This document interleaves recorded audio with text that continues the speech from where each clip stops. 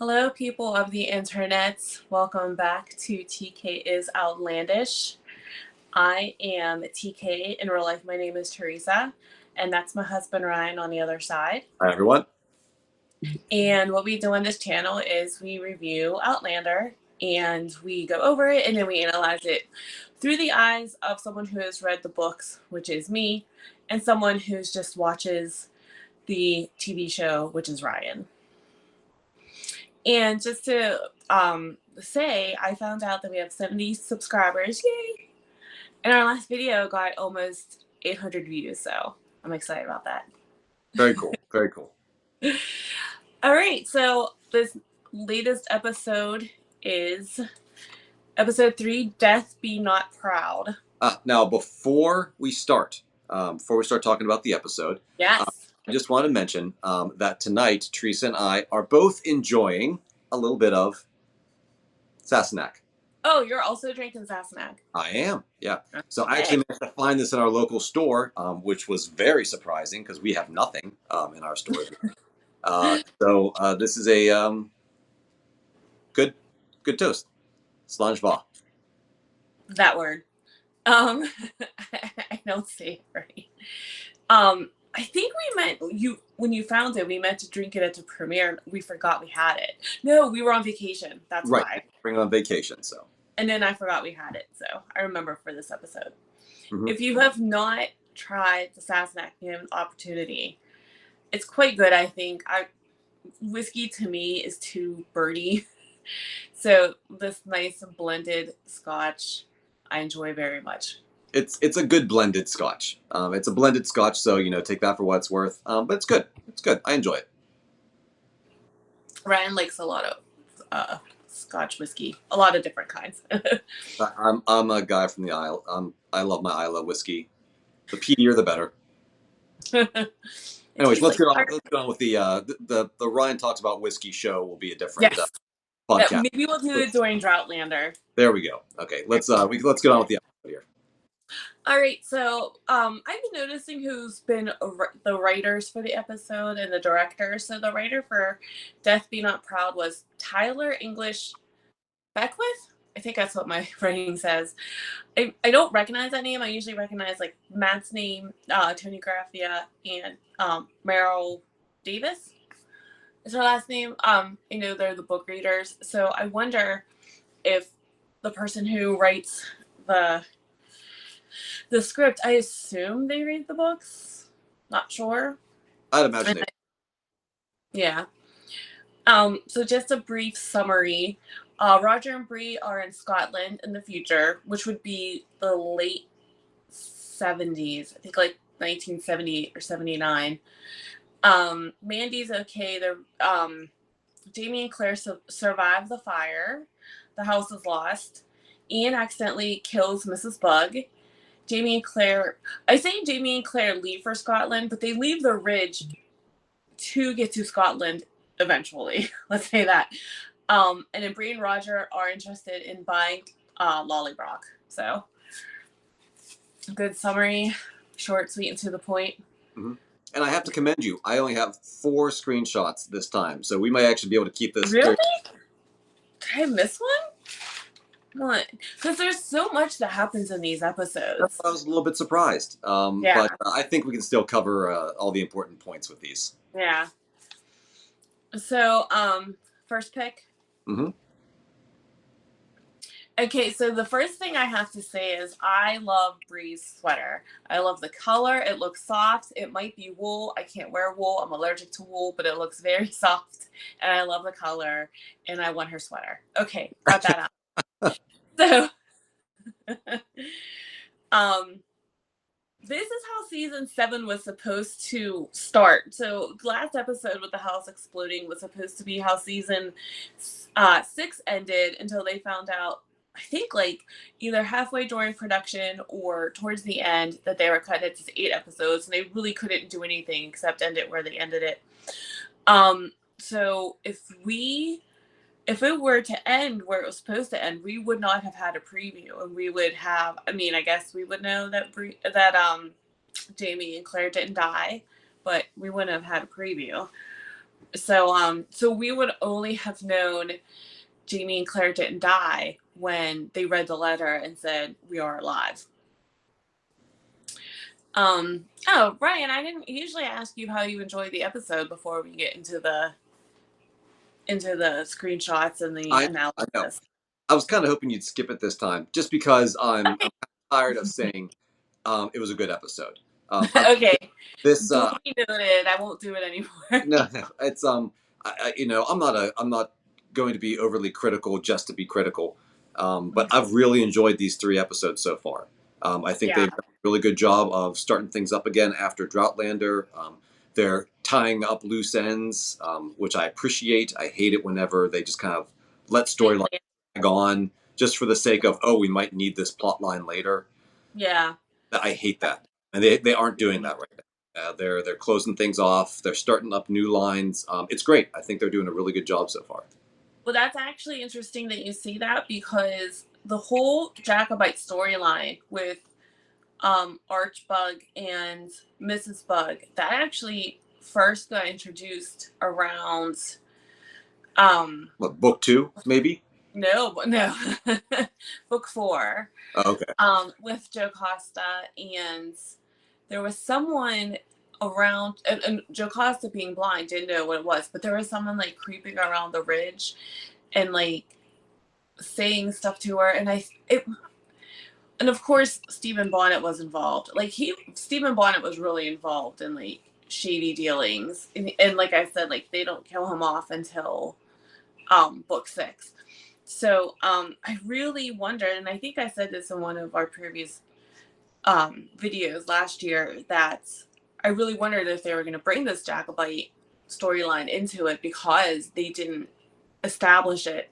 And the bugs were around, I want to say they were around in book four, but no, they came around book five.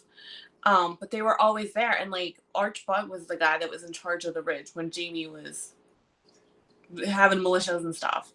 So they were well established. And in fact, when I read the first, or when I saw the seasons 1 to 5, and then I read books 1 to 5, I was like, who are these? Who are the bugs? And then I rewatched episode 5, and I realized they were in it, but it was very like. Do you remember them at all in season 5? I mean, I remember seeing them around, and I remember asking you, who are those people, and you went into the whole spiel about the bugs Yes. and I have to say, as a guy with heavy video game, sci-fi watching background, Arch Bug, that's just like I cannot get over that name. I just Arch Enemy, Arch Duke, like Archibald. Like Arch isn't short for Archibald to me. It is so different. Arch enemy. Arch, Arch Vile, Arch Yeah. whatever. Arch nemesis. Arch Nemesis. Yeah, it's Yeah. been the descriptor, not a nickname. Right. Like I don't know. Um, So every time I hear Archbug, my brain it takes my brain a second to snap back into what they're talking about. so I think when in the storyline, I had mentioned this to you that Mrs. Bug seeing them bury Alan was added, and I wondered how that was going to come up. And I think they just wanted to establish the connection um, that Mrs. Bug had. Unless now that I'm saying it, I wonder because where am I? I don't want to skip what I wanted to say. I wonder if they just established that Mrs. Bug was so meant so much to Ian, or if now because when Archbug was like, "I'll come around when you have something worth taking." I wonder if he'll. I wonder if Moderna. What's her name? Is it Moderna? Now I Merdina. Now I don't remember her first name. Mrs. I Bug. wonder if Mrs. yeah, Bug, I wonder if Mrs. Bug told Arch what she saw, and it's or gonna even showed him where Al was buried. Um, maybe. I wondered that too because obviously her seeing them burying him was a big like, oh, what's going to happen? And then Mm-hmm. died. I was like, oh, well, that's all nice and tidy wrapped up. Yeah, and because she was like, we've earned it, we've served them, we fed them, we kept their secrets and looked the other way. And there was a little bit more of like a sinister, I felt sinister side of the Bugs in the TV show, like when Mrs. Bug, when Melba was murdered and Mrs. Bug was like, oh, I bet you wanted to kill her. And when Archbug was scaring Jimmy with like the ghost stories, and when Roger confronted him, he was like, well, he's gonna have to know. Like, so there was like this little bit, I think, of like not the nicest people, whereas in the book it was just like totally out of the blue that they were like, what, you have the gold? you know They um definitely played up the. Um, they weren't antagonists, but they were definitely not. You could. They weren't friends um, of the Frasers. They were kind of there to do work. That they maybe not had. They maybe didn't have any better place to go. At least yeah, that's they were. it's. Yeah, go ahead, I'm sorry, there's like a delay and I keep interrupting you. No, yeah, I don't. They seemed like they had an agenda. They seemed like they weren't there out of the goodness of their hearts to better Fraser's Ridge. Now I think, because in the book I cannot remember how Arch gets that job, and I'll have to, going back to, like, you've seen the books, people, if you've read the books, you know the books. I don't have any around with me right now. They're like this thick. So I can't remember how they came onto the ridge. He knew someone that knew Jamie or something. So now I'm looking back, like, did they already know about Jocasta had? Oh no, because he said, well, no, he knew Jocasta was part of the pact. Her, Dougal, and Malcolm Grant. So now, was that their plan the whole time? Is that even why they came to Fraser's Ridge? That's a good point. Yeah, maybe. I'm almost positive they don't introduce them in a formal way on the show. All of a Yeah. sudden, just out of the blue, Claire one day is just like, "Oh, thank you, Mrs. Bug," to the lady who's Yes. been around for the past 5 episodes. Yes. um, the other thing that they don't talk about in the TV show is the the white pig that has made a couple of appearances. Like, he ate, or she, it's actually a female pig. She ate Jamie's hat and stuff, and she's like a real nuisance. Like, everyone's afraid of her. She's like this beastly, like, eats everything, eats her own young pig, and people are scared of her. And she actually digs, makes a home under the foundation of the house. So that's why they hid the gold there, because they knew nobody would, the pig would guard it. That makes a lot of sense, actually. Yeah. So Let's get back to the to Bree and Roger, the picture that we've had up for the past 10 minutes. oh yeah, I'm sorry. That was all I had to say. Big digression. Big digression, folks. Sorry. Sorry. I liked her sweater. That's the only reason I wanted that picture. Okay, great. Well, then I'll bring this picture back up towards the end after we talk about the last scene that we want to talk about. I'll connect. We wrap it all around.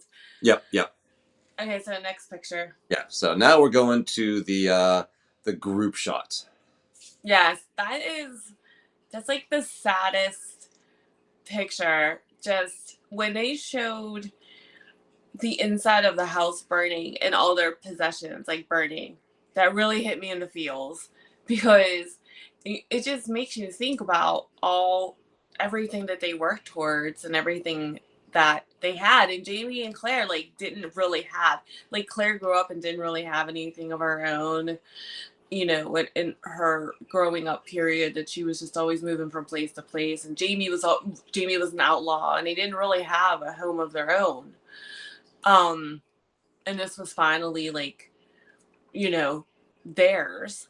And it was, I feel I've never lost a house due to fire, but I feel like if I was a viewer that experienced that, I would just be it would just bring it all back to me, because that's what it seemed like seeing that, like, her Dr. Rawlings box, and the bathtub, and just everything. It was really sad.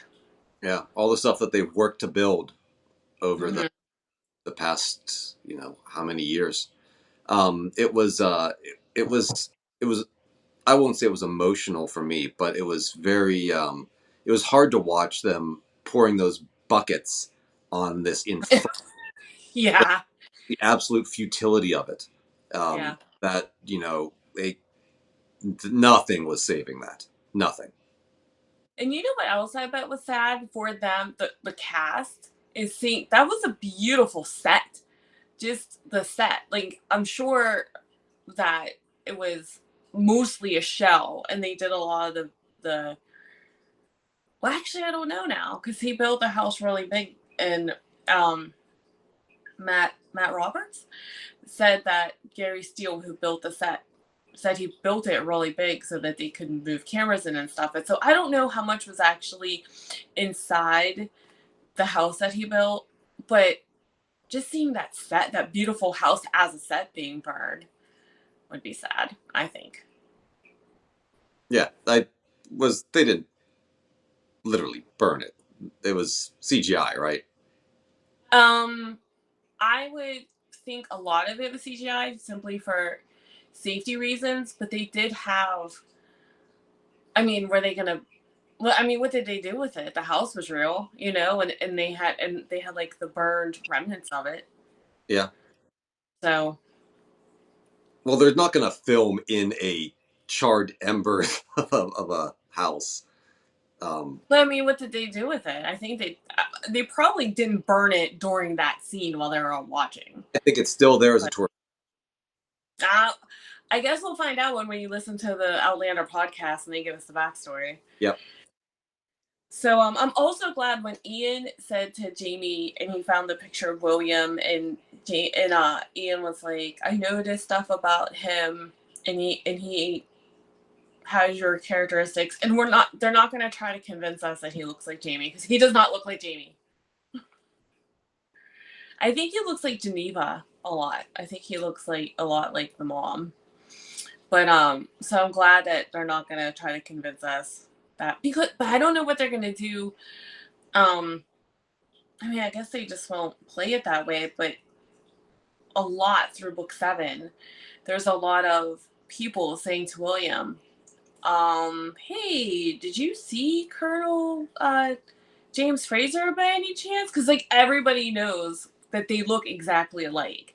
And most of the first half of book 7 is Jamie trying not to be in the same town, in the same place as William, because people will notice, or William's gonna notice. So I'm glad that they covered that. Yeah, Ian continues to be one of my favorite characters. Yeah, Don Bell does such a great job. He's great. I love him. I love the way he portrays the character. It's every time he comes on scene, I'm waiting for him to do something else awesome, Hmm. or say something else awesome. He's just I love him. I love everything about him. Hmm. So, next pick. So this is Claire talking to Ian after he has accidentally killed Mrs. Bug, and they made it a point to show that he had a wooden rosary, and I think that that is the wooden rosary that Jenny gave Jamie before he went off to fight in the uprising. In the That's book, amazing. You remember that, frankly. I'm sorry, what's that? Amazing. You remember that, frankly. I mean, you know me. I'm just saying, Well, it was years ago. huh? The thing is, it's a very big point in the book. That's another reason why I remember that. Okay. Okay. But in the book, Jamie has it the entire time. He has it through jail, and it's the wooden rosary that he gives William, not the snake. But when we were listening to the podcast, they said that he couldn't have the rosary because they wouldn't have let him had it in jail. which I don't know because they actually address that in the book. Um, it says they let him have it because it wasn't worth anything. It was just wooden. I think it would make sense if Jamie just left it with Jenny, thinking that the soldiers wouldn't let him have it. So At some point, Jenny she gave could, it to Ian. yeah, or she gives it back to Jamie. I don't know. I could see Ian having it. Hmm. Um, And that he kept it through his time with the Indians. maybe Jamie just gave it to him now. Maybe, yeah, that too. Maybe Jamie gave it back to him. Um, yeah, because I guess Jenny, or she could have sent it to him. Yeah. I don't know. There was a point in the book too where Jenny had not written to Jamie, and like once Jenny found out about Ian being like basically left with the Mohawk, she hadn't written to him in years. So she could have either sent it to him or. But the reason why I think they made a point to show it is because it plays a very pivotal role in a scene at the end of book 7, which I don't know will be at the end of season 7, because I know from some of the characters they said are coming back. The character, like, Dougal comes back, they said on Twitter. And that's not a spoiler, they had it on Twitter, or Instagram or whatever. And he doesn't come back until book 8. So they're definitely going to do some of book 8 in season 7. I'm assuming it's season 7B and not season 7A. And may I remind viewers, we only have 5 episodes left. So That's true. We seem to be covering. It feels like we're covering a lot of ground. Yeah. I think, yeah, that's why there's just like so much action in like every episode.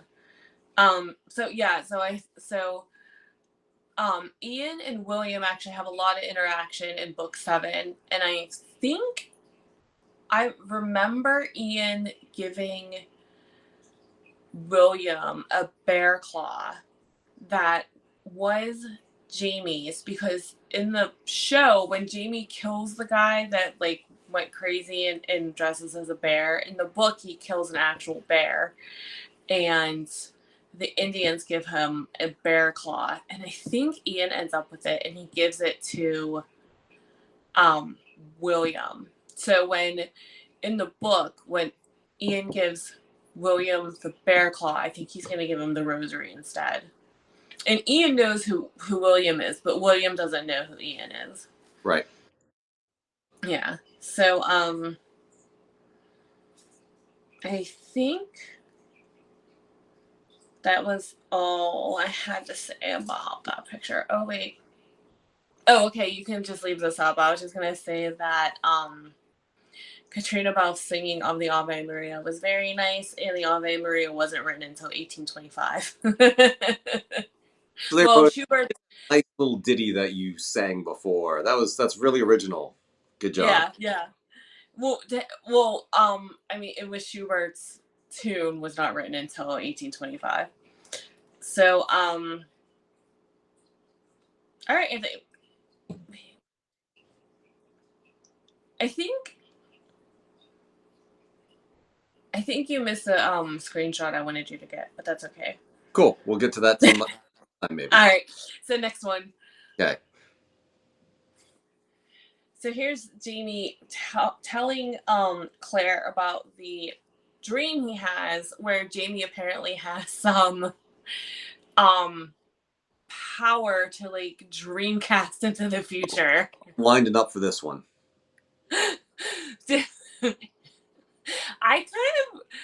My reaction to that wasn't as strong as Ryan's, but Ryan was just like, what? Like Claire's reaction was just kind of like, oh, that's nice. It's like, what do you mean that's nice? He's like seeing the future. But we've had hints of it before when he saw he had the dream about Bree's birthmark behind her ear. And then there was Claire's seeing Claire in the future and seeing the electric light. At least he assumed it was an electric light. But in the book, she's much no, I don't want to say much more freaked out about it. And maybe I read it that way, but when I reread it, it just said that the hairs on the back of her neck were like standing up Oh, when good. he said that. More of a So reaction than nothing. Is that right? In the book, she had a reaction. Good. I'm glad to hear. Good. it was just like I just think that she accepted it a little too.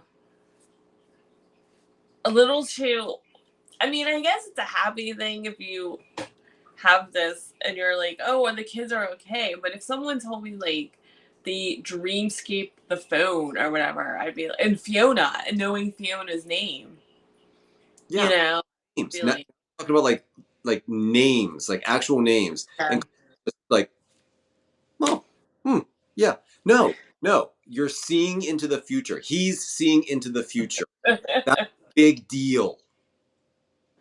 Oh wait, there's more of it in book 8. I'm sure there is. Do they No, I'm sorry, book 7. There's more of it. There's more of it. okay, they actually like say like, oh, well, now we have a way to see in the future. Obviously, he can't control. No, no, he can't. No, he can't control it. It's just it's a he. No, he I, just it, it's like a reflex. It just happens, and it's neat whenever it happens, and it's a useful plot device, I guess maybe.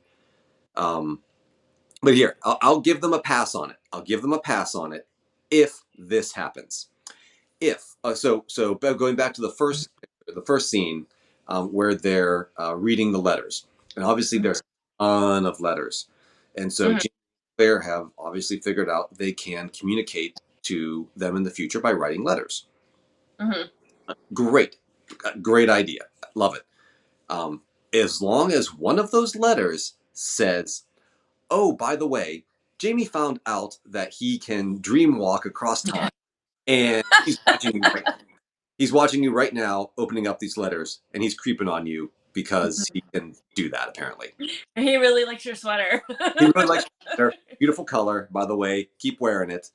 We really recommend. Yeah, as long as that, as long as somehow they acknowledge that Bree and Roger in the future know that Jamie is able to watch them through his dream. I'm watching you. Yeah, Remember that when you're laying in bed. total creeper. I got it. That'd be okay. Like, uh, all right. Okay. So, do you have the picture of Claire and Adso? I don't have a picture of Claire and Adso. I'm sorry, I didn't circle it. That's why you probably didn't pick it up. Got it. Uh, but I just really thought it was sweet how when they first did like previously and they did the things of Adso. I'm like, what happened to Adso? Right? Yeah. Like they were gonna find like a cat charred cat in the remains. Yes. Oh, I would have flipped a table. Yeah. um but when she like goes back to Adso, and that was just like really sweet because especially because like this whole time I feel like they were just really keeping up like it'll be okay because like, Jamie's like, "Oh, this is where I'm gonna build the new house and I already planned it just in case, and and it's just like, it's just going, going, going. Like we're so strong, and Jamie, am I enough? And you're enough, and and just I think like the cat, and that happened in the book too. Like she sees the cat as they're like leaving, and she like breaks down, and she's like, "It's just a cat." It's never just a cat, that. Yeah. Yeah. So I thought that was really sweet. And do you have the picture? I didn't circle this either. I don't Maybe you don't. this is the last picture we got. Okay. Well, I'll just talk about it. I just wanted to talk about the preview a little bit. I'm surprised that they let us know that Tom is alive. So that does happen. That does happen in the book. It might explain why. See, the timing's all weird because the letter said April 1776, and the the obituary originally said January of 1776. And the fire actually happened in the book. There actually was almost a fire. Like a spark went out of the fireplace or something, and they thought that that was the fire and that they stopped it. So December comes around, and this might be a spoiler, I don't know, because they might just not explain it, or Tom might explain it. They explain in the book that when they got the notice of the fire, it happened December. The printers couldn't find the D to print December, so they're like, January's close enough, right? And of course, if you have like March or April of a year, but if you have January to December, it's a whole year. Do you know what I mean? It's like the end of the year versus the beginning of the year, Right. not just 2 months apart. So that's why they had no idea.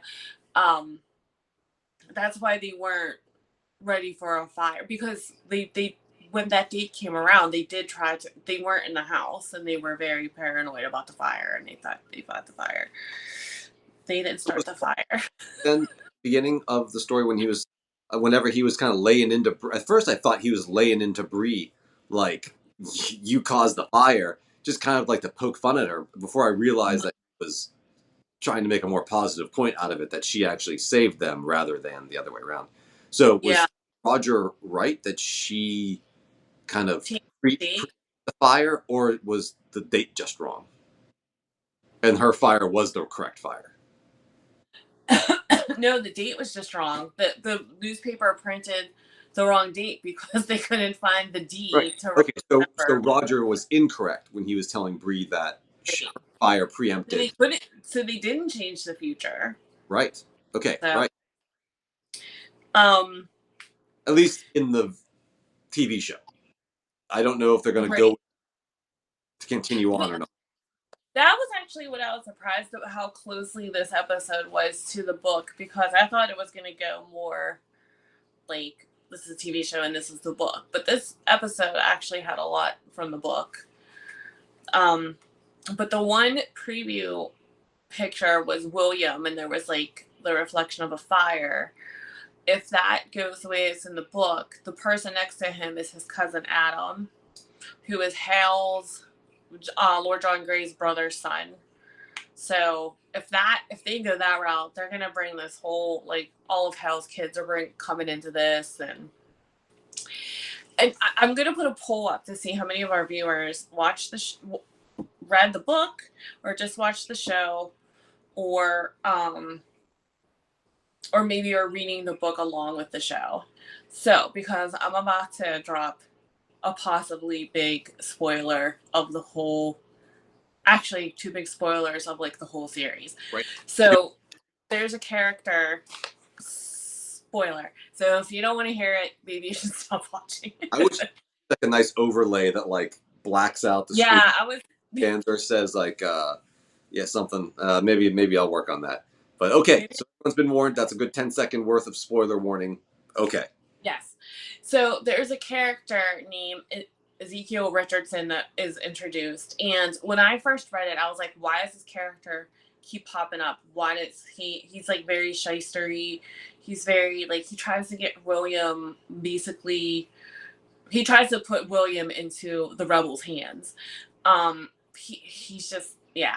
And then I don't realize how significant he is until book 9. And then I was like, oh, so then when I reread it, and then I was like, paid more attention to him. But here's the big spoiler. So in the book, um, it's told to Fergus that he's actually the son of Saint Germain. Huh. Wait, so it gets big, so it gets better. So, one of the other characters is named, excuse me, Percival Bichou, which I think is the French pronunciation of Claire's maiden name, Beecham. It's actually French. Yeah, that makes And sense. he, they might not introduce him, so I'm not going to go into his whole backstory, but he married someone with the last name Bichou. And that person's sister was Fergus's mother. So Fergus might be an ancestor of Claire. Creepy. But wait, there's more. So in book 10 or book You know what? 9, Actually, the more we think about it, this is kind of like right on par with the kind yeah, of like it's like time stuff is a loop. Diana would write. Yeah. So it gets better because in book 9, Fergus and Marceline have twins, and one of the twins' names is Charles Clare.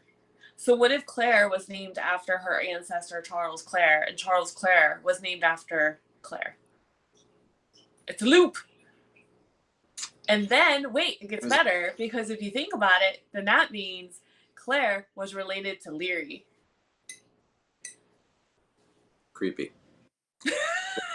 I don't think this will play out until I don't think it can play out in the TV show because it hasn't been confirmed in the book that that's what actually happens. But I think that's might what happened in the book. I still think they're gonna try to end the series in the book similarly. I want Claire or someone to try and explain that whole relationship to Leary to Jamie and just have him just stare blankly into the camera for like 10 seconds as he tries the gears crank to a halt. Oh, that was one more thing I wanted to mention, and I'll be done. This is the first episode I remember. I mean, there's been so many episodes where the ending actually faded to black. I You noticed. notice that? Usually it's just like a, and it just like ends and then credits. So that was different. That seemed very. You said it seemed like series ending Yeah, I did almost. that. This episode felt like an episode that would end a season. And then they're traveling to a new place. So it seems like the next episode would be the beginning of a next season. The fading out to black is very ending wise. It's so this Yeah. obviously it's not. It's the middle of the season now. But Well, they designed it that way. Well, I noticed that, like, I think about this, like, season 1 ended kind of not on a cliffhanger. Like, it could have just ended where they're together and you go to France. Season 2 definitely ended on a cliffhanger when Claire found out Jamie was alive and she's like, I have to go back. Season 3, sometimes I feel like season 3 could have just ended the series. Like, Bree was taken care of. They were going to start in America. They were alive. Season 4 ended on the cliffhanger because kind of I would consider it a cliffhanger because he was told to like go after Marta. Season 5 ended. I think season 5 could have just ended the series, and I think I heard that they weren't sure if there was going to be a season 6, so they kind of ended it that it could go on or it didn't have to. And obviously, season 6 was a definite cliffhanger, and it would have been a cliffhanger how they ended it, or with the house exploding. So, and I'm assuming season 7 would end with a cliffhanger, um, parts A and B, because if season 8's the last season, they're gonna end it with a cliffhanger. Sometimes I wonder if they're gonna do like, if they would do a movie afterwards, like Downton Abbey did. That I wouldn't be opposed to something like that, but I guess it depends on how it ends. Yeah, the Downton Abbey movies were good. They were like, felt that they kept the tone of the TV show. Doing So. doing movies based on TV shows or otherwise is always a risky proposition. They rarely, Mhm. but to their credit, the Downton Abbey movies did actually do pretty well. I like them. Yeah. They stayed I true. They stayed true. It was like a very long episode. Yeah. All right. So I think that's all I have to say. I got the. I got off my chest. I was thinking about to say. I'm like, I gotta say something about these potential spoilers with the Ezekiel Richardson because, yeah, because I saw William in that in the premiere in that scene, and I'm like, well, then his cousin's gonna come in, and then Hale's kids are gonna come in, and then Ezekiel Richardson's gonna come in, and yeah, it's gonna be a good season. Yep. It's already a good season. Um, I think it's going to keep on track. All right. Well, Thank you, people, for staying with us. I'm gonna finish my Sassenach whiskey from my Fraser's Ridge whiskey glass, and then we will see you next week. Yep. Have a great one, everyone. Bye.